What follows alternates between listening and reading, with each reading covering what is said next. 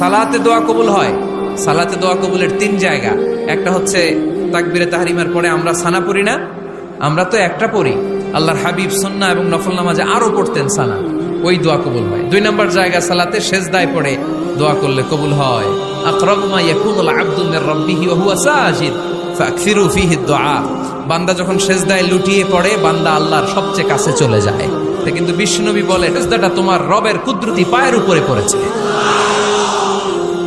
সেজদায় পড়ে দোয়া করেন। সালাম ফিরানোর আগে বিশ্বনবী দোয়া করতেন, লা ইউসাল্লিমান্না আহাদুকুম হাত্তা ইয়াতাআওয়াযা মিন আরবা'a।